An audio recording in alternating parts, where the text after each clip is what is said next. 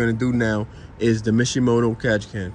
So in case you guys don't know, what the Mishimoto catch can does is it replaces the hose that connects the intake plenum to the engine. So right now the engine is circulating this moisture that has a little bit of oil in it, which over time builds up and gunks up in your intake valves.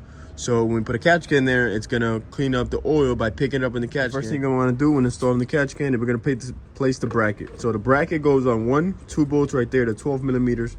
You'll take those out and the bracket's actually gonna sit underneath those. All right, so I took off both 12 millimeter bolts. I had to get a swivel joint to get it in there after the bracket. Now I'm gonna tighten those back down. Open up your catch can, you got your inlet and your outlet. You're gonna oil up the O-rings on those and the O-ring in the catch can. Also grab a 17 millimeter wrench and we're gonna put these together. One's out, one's in, they're both the same thing. That's it. Okay, so now that we got the fittings in there, everything's oiled up, we're gonna take apart this top can. Okay, so you just need an Allen key. So once you got those 3 bolts off, then you're gonna have to put this back onto the bracket and then put 1, 2, 3 bolts on. Now the next step is, see that hose right there? It's got a clamp. You gotta squeeze it and then you pull it out. So I took my pliers and I squeezed this clamp right here. Squeeze this clamp and then slid it off. And then I grabbed this hose and then just slides right off. And this is where we're gonna put our new hoses onto, this piece right here. I have the hose clamp right there with the pliers and I'm just gonna simply slide it off. And I'm gonna grab the hose with my hands and it should slide off. And it is coming out. Now I got the hose off of where it goes. Now this hose is all freed up. So now we're gonna yank it out. This is the old hose. Now we're gonna run 2 separate lines. One from this point into the catch can.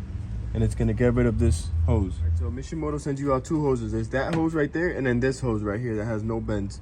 The one with no bends is gonna be your outlet, which is gonna go from that point, your plenum, into where it says outlet there. So let's route that where the other one was and then stick it in there. So now I've routed that hose through the channel where the other one was. We're gonna put a hose clamp on the end of this and then slide it into where it goes into there and then tie it up. We got the outlet hose in there and nice and tight.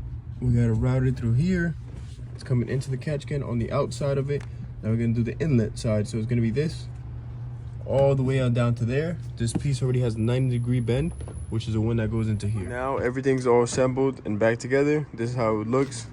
Like I said, I zip tied it in a few places just to make it look nice and tucked. And I'll show you guys why you need a catch can. This is my Hellcat, right? So I'm gonna open this up for the first time in like a month since I've installed it.